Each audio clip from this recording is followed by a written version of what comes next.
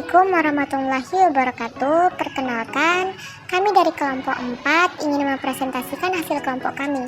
Nah, perkenalkan anggota kelompok kami yaitu yang pertama ialah Dinda Lestari Hasibuan, yang kedua Rina Anggraini, yang ketiga Sherly Kusmia Handayani, yang keempat Widya Azhari Lubis. Nah, yang pertama kami akan membahas tentang pengertian kode etik guru Indonesia. Nah, ada yang tahu nggak sih apa arti kode etik guru Indonesia itu? Nah, di sini kami akan menjelaskannya. Kode etik guru Indonesia adalah norma dan asas yang disepakati diterima oleh guru-guru Indonesia sebagai pedoman sikap dan perilaku dalam melaksanakan tugas profesi sebagai pendidik, anggota masyarakat, dan warga negara. Nah, selanjutnya kami akan menjelaskan tentang sejarah lahirnya kode etik guru Indonesia. Nah, semasa penjajahan Belanda, pendidikan di Indonesia diarahkan sesuai dengan kehendak penjajah, sehingga rakyat menjadi bersifat statis dan para guru yang mengajar pun sangat terpengaruh dalam cara pendidikannya, yang bersifat otoriter dan suka menjajah untuk memperlihatkan kekuasaannya, tidak demokratis dan menganaktirikan siswa. Sehingga muncullah tokoh pendidikan yang bernama Ki Hajar Dewantara yang pertama kali mendirikan sekolah di Indonesia, yaitu Perguruan Taman Siswa. Pada Kongres PGRI 1973, sebuah tim telah membahas, menjajaki dan merumuskan melalui beberapa tahap dalam forum pertemuan para ahli pendidikan. Mereka berorientasi pada semangat jiwa dan nilai-nilai luhur kepribadian dan kebudayaan bangsa yang tumbuh secara embrional, kemudian diperbandingkan dengan profesi lain. Sebagai contoh, kita mengenal kode etik jurnalistik, kode etik kedokteran, kode etik kehormatan hakim, kode etik pers atau sabta prasetya, sabta marga abri, tribrata, dan catur prasetya Polri, dan sebagainya. Nah, sebagai bagian yang tidak terlepas dari sejarah perjuangan bangsa, guru Indonesia yang juga merupakan bagian dari rakyat Indonesia mempunyai peranan sebagai kebanggaan. Guru Indonesia telah memegang peranan penting bersama rakyat dalam perjuangan merebut, mempertahankan, dan mengisi kemerdekaan Indonesia. Keadaan yang demikian itu mengandung konsekuensi adanya kewajiban guru Indonesia untuk melaksanakan tugas dan peranannya. Akhirnya guru di Indonesia di zaman modern di mana bangsa ini benar-benar menjadi bangsa yang cerdas dan berakhlak mulia. Nah, selanjutnya kami akan membahas tentang tujuan dan fungsi kode etik guru Indonesia. Nah, tujuan kode etik guru Indonesia ada sebagai berikut. Yang pertama, menanamkan kesadaran kepada anggotanya bahwa kode etik merupakan produk anggota profesinya yang berlandaskan kepada filsafat Pancasila dan Undang-Undang 1945, dan karenanya segala sepak terjang profesinya harus sesuai dengan nilai-nilai Pancasila dan Undang-Undang 1945. Yang kedua, mewujudkan terciptanya individu-individu profesional di bidang kependidikan yang mampu tampil profesional sesuai dengan kompetensinya, atau pedagogi profesional, personal, dan sosial.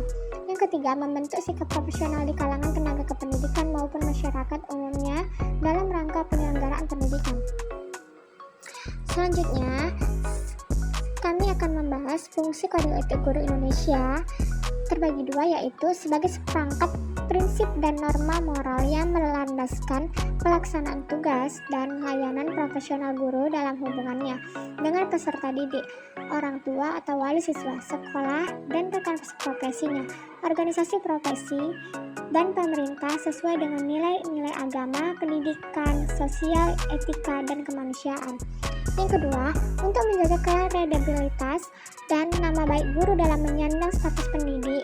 Dengan demikian, adanya kode etik tersebut diharapkan para guru tidak melakukan pelanggaran terhadap kewajibannya. Nah, selanjutnya Sumpah Janji Guru Indonesia. Berikut ini teks naskah Sumpah atau Janji Guru.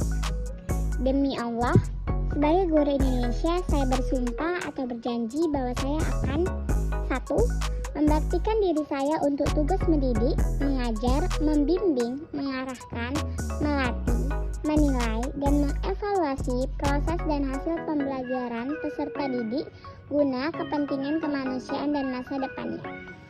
2. Melestarikan dan menjunjung tinggi martabat guru sebagai profesi terhormat dan mulia. 3. Melaksanakan tugas saya sesuai dengan kompetensi jabatan guru. 4. Melaksanakan tugas saya serta bertanggung jawab yang tinggi dengan mengutamakan kepentingan peserta didik, masyarakat, bangsa, dan negara, serta kemanusiaan. 5. Menggunakan keharusan profesional saya semata-mata berdasarkan nilai-nilai agama dan Pancasila. 6. Menghormati hak asasi peserta didik untuk tumbuh dan berkembang guna mencapai kedewasaannya sebagai warga negara dan bangsa Indonesia yang bermoral dan berakhlak mulia. 7. Berusaha secara sungguh-sungguh untuk melaksanakan tugas guru tanpa dipengaruhi pertimbangan unsur-unsur di luar kependidikan. 9. Memberikan penghormatan dan pernyataan terima kasih pada guru yang telah mengantarkan saya menjadi guru Indonesia. 10. Menjalin kerjasama secara sungguh-sungguh dengan rekan sejawat untuk menumbuh, kembangkan, dan meningkatkan profesionalitas guru Indonesia. Selanjutnya saya ingin menjelaskan mengenai rumusan kode etik guru Indonesia. Ada beberapa rumusan kode etik guru Indonesia yang disempurnakan berdasarkan keputusan Kongres 21 Persatuan Guru Republik Indonesia nomor 6 Kongres 21 PGRI 2013 tentang kode etik guru Indonesia. Yang pertama yaitu kode etik guru Indonesia pembukaan. Di dalam pembukaan ini tertulis, guru dituntut untuk menjalankan profesinya dengan ketulusan hati dan menggunakan keandalan kompetensi sebagai sumber daya dalam mewujudkan tujuan pendidikan nasional, yaitu perkembangannya potensi peserta didik menjadi manusia utuh yang beriman dan bertakwa, serta menjadi warga negara yang baik, demokratis, dan bertanggung jawab. Yang kedua yaitu bagian 1, kewajiban umum. Pasal 1-nya berisi menjunjung tinggi, menghayati dan mengamalkan sumpah atau janji guru. Yang kedua, melaksanakan tugas utama mendidik, mengajar, membimbing, mengarahkan, melatih, menilai dan mengevaluasi peserta didik untuk mewujudkan tujuan pendidikan nasional. Bagian 2 judulnya kewajiban guru terhadap peserta didik. Pasal 2 yang berisi bertindak profesional dalam melaksanakan tugas mendidik, mengajarkan, membimbing, mengarahkan, melatih, menilai, dan mengevaluasi proses dan hasil belajar peserta didik. Yang kedua, memberikan layanan pembelajaran berdasarkan karakteristik individual serta tahapan tumbuh kembang kejiwaan peserta didik. Yang ketiga, mengembangkan suasana pembelajaran yang aktif, kreatif, efektif, dan menyenangkan. Yang keempat, menghormati martabat dan hak-hak serta memperlakukan peserta didik secara adil dan objektif. Yang kelima, melindungi peserta didik dari segala tindakan yang dapat mengganggu perkembangan proses belajar serta kesehatan dan keamanan bagi peserta didik.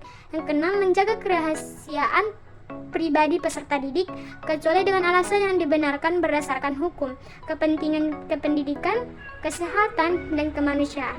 Yang ketujuh, menjaga hubungan profesional dengan peserta didik dan tidak memanfaatkan untuk keuntungan pribadi atau kelompok dan tidak melanggar norma yang berlaku. Rumusan kode etik guru Indonesia selanjutnya itu kewajiban guru terhadap orang tua atau wali peserta didik.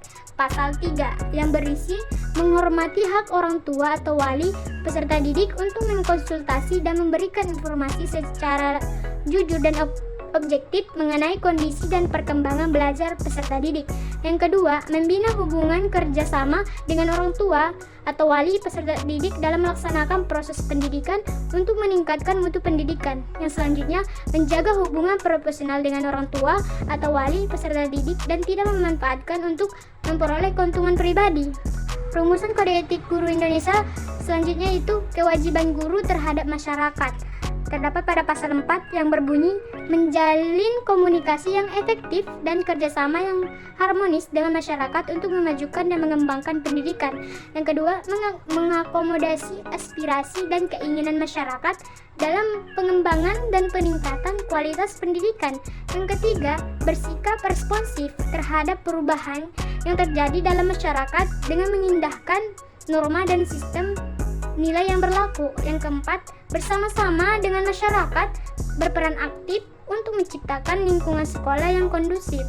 Yang kelima, menjunjung tinggi kehormatan dan martabat serta menjadi panutan bagi masyarakat. Rumusan kode etik guru Indonesia selanjutnya yaitu kewajiban guru terhadap teman sejawat.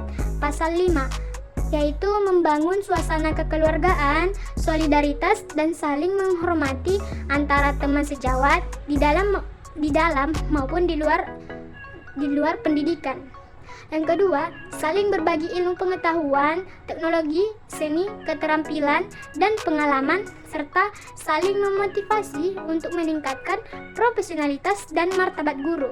Yang ketiga, menjaga kehormatan dan rahasia pribadi dengan teman sejawat. Yang keempat, menghindari tindakan yang berpotensi menciptakan konflik antara teman sejawat. Rumusan yang selanjutnya yaitu kewajiban guru terhadap profesi. Pasal 6 yang berbunyi menjunjung tinggi jabatan guru sebagai profesi, mengembangkan profesionalisme secara berkelanjutan sesuai kemajuan ilmu pengetahuan dan teknologi untuk meningkatkan mutu pendidikan. Yang nomor 3, melakukan tindakan atau mengeluarkan pendapat yang tidak merendahkan martabat profesi. Yang keempat, dalam melaksanakan tugas tidak menerima janji dan pemberian yang dapat mempengaruhi keputusan atau tugas keprofesionalan. Yang kelima, melaksanakan tugas secara bertanggung jawab terhadap kebijakan pendidikan. Rumusan yang selanjutnya yaitu kewajiban guru terhadap organisasi profesi.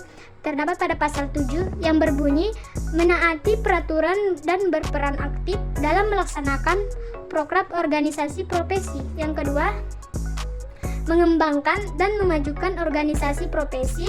Yang ketiga, mengembangkan organisasi profesi untuk menjadi pusat peningkatan profesionalitas guru dan pusat informasi tentang pengembangan pendidikan.